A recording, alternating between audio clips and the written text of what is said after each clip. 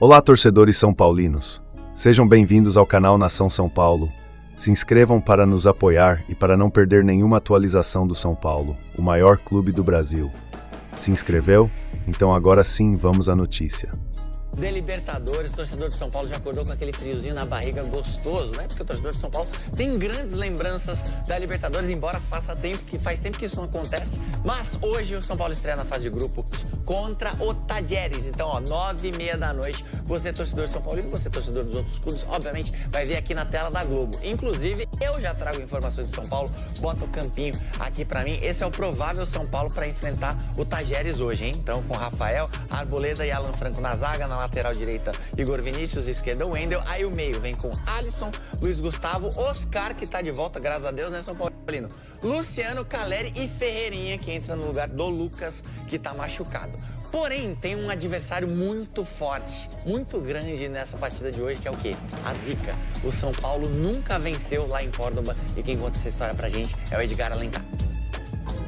Alguma coisa acontece com o São Paulo nesta cidade, neste estádio, diante da equipe que manda os jogos neste gramado. Pois em Córdoba, no Mário Alberto Kempes, o São Paulo vai ter nesta quarta-feira mais uma chance de espantar La Zica contra o Talleres.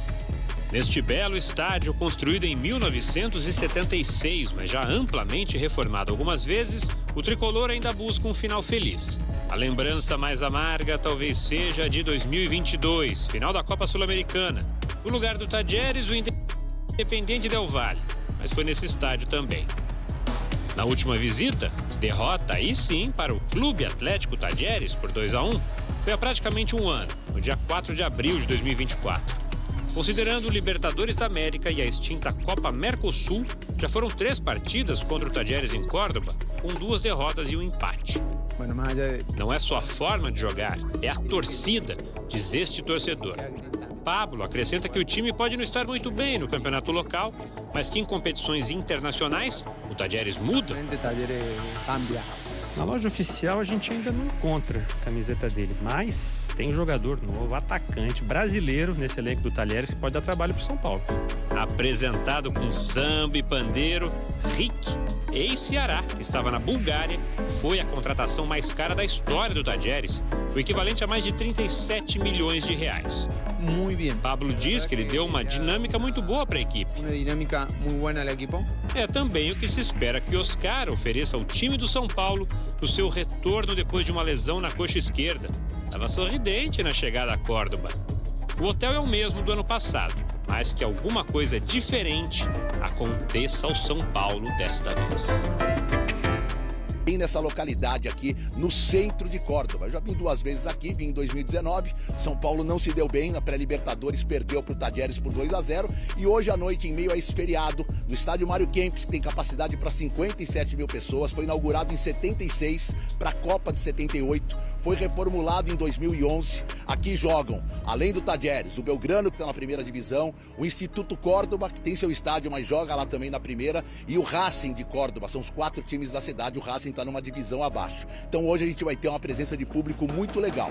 O Talleres está numa campanha ruim, embora tenha ganho a Supercopa Continental contra o River nos pênaltis, foi eliminado da Copa da Argentina por um time de uma divisão abaixo, o Deportivo Armênio, e no Campeonato Argentino, em 11 partidas tem só uma vitória na temporada. Mesmo assim, o uruguaio Medina está bastante confiante que o time vai conseguir largar com uma vitória, até porque carrega aí um retrospecto bem favorável contra o São Paulo. O Talleres em 6 partidas tem 2 vitórias, 1 derrota e 3 empates. Jogaram no ano passado também nesta fase de grupos. E o São Paulo, que chegou ontem por volta das 8h30, vai ter mudanças na equipe. Aquela impressão deixada contra o Sport no final de semana, aquela escalação que ninguém entendeu direito no primeiro tempo, com 3 zagueiros e 3 volantes, será desmanchada. Muito porque o Oscar volta, não está 100%, mas treinou segunda e terça e volta na vaga do Marcos Antônio. Muito porque provavelmente um zagueiro vai sair, o Sabino, para a entrada de mais um atacante, o Ferreirinha ou o Lucas Ferreira, tá mais pro Ferreirinha. E muito porque ele vai trocar os 2 alas. O Wendel, além de não ter jogado bem, tomou uma paulistinha treinou pouco, deve ser substituído pelo ex-jogador do Tadieres, o Enzo Dias, e na direita o Cédric Soares, com toda a sua experiência, deve entrar na vaga do Igor Vinícius, que não foi bem no final de semana. São Paulo precisa ganhar pro bem do Zubeldia na semana, tá bastante pressionado. A gente ouviu o Zubeldia numa entrevista exclusiva aos canais ESPN, ele falou um pouquinho sobre o Tadieres, o investimento, como o adversário cresceu nos últimos anos, e o brasileiro Rick, que até fez gol no final de semana no clássico contra o Belgrano, também conversou com a ESPN. Vamos acompanhar os dois personagens da partida desta noite, Abel. Talleres tiene un modelo de juego muy importante, ya hace años, por eso los entrenadores suelen tener buenos resultados allá.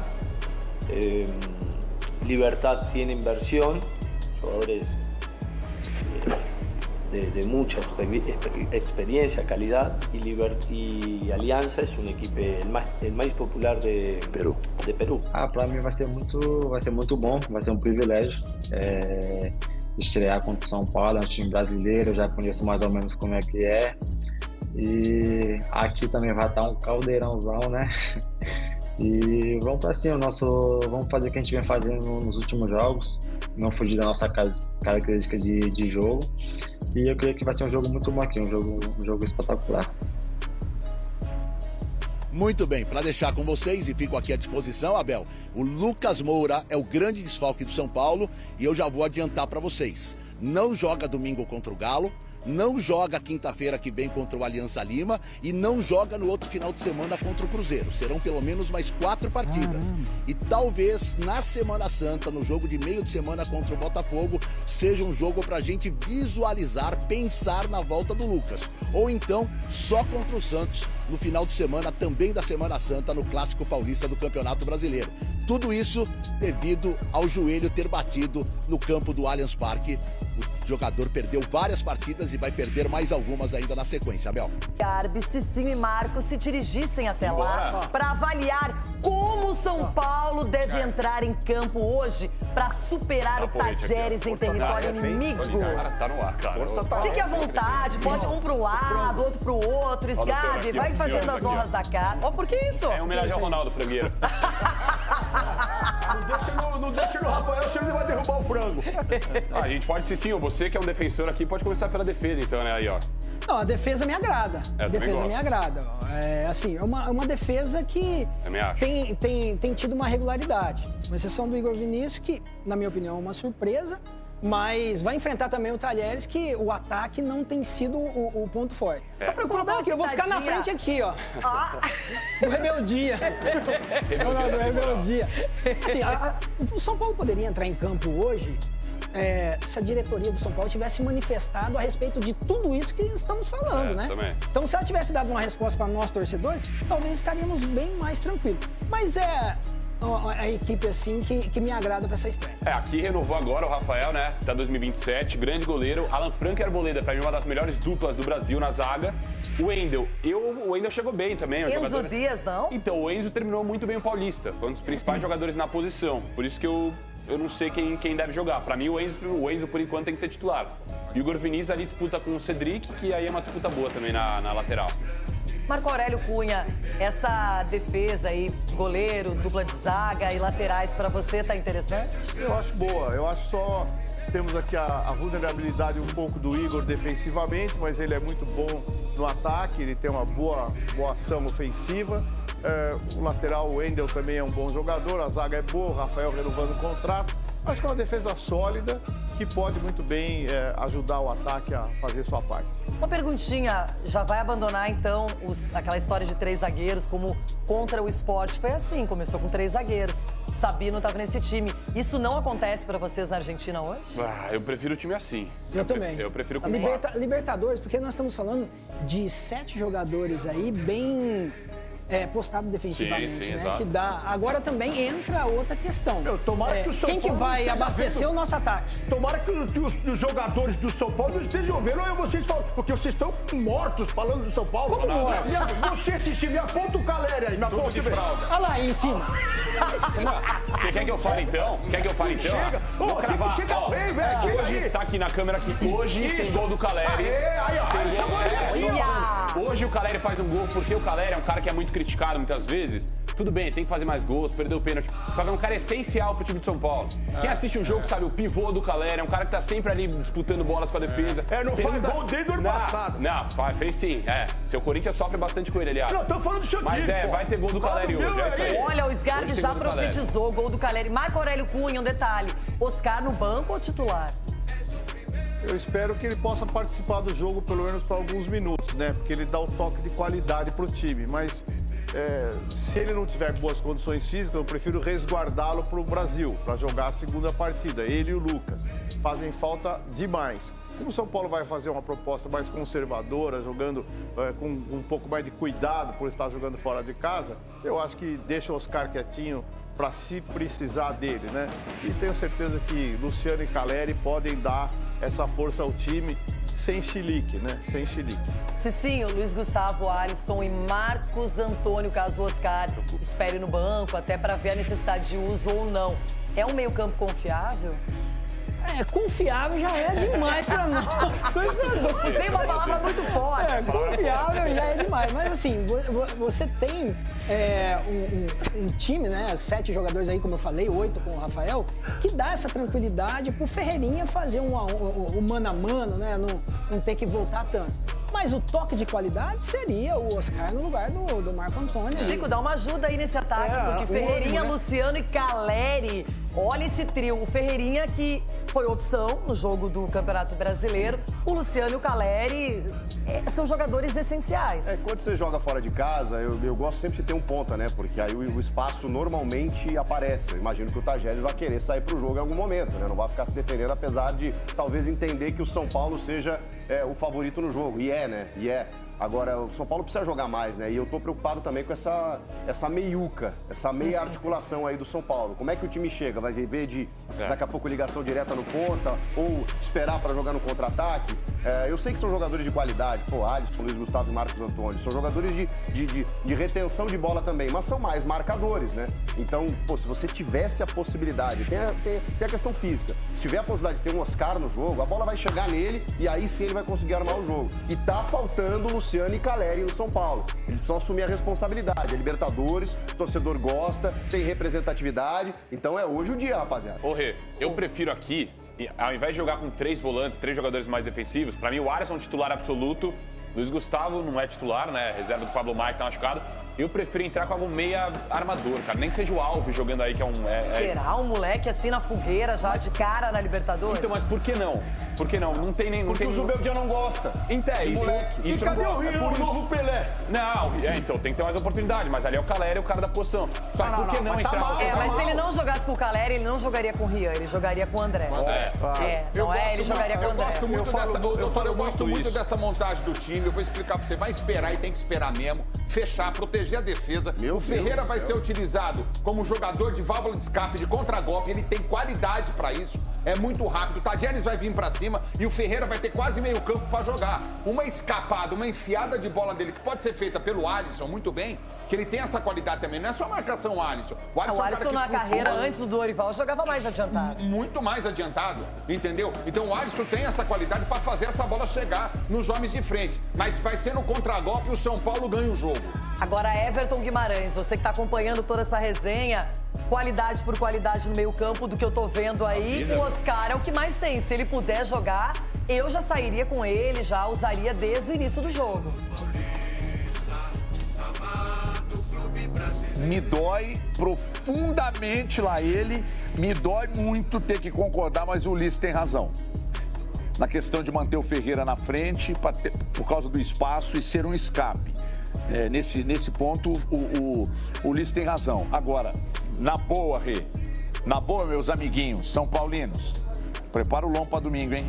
Na boa, com o Oscar disponível, não dá para abrir mão, não. No meio-campo, não. Não dá para abrir mão.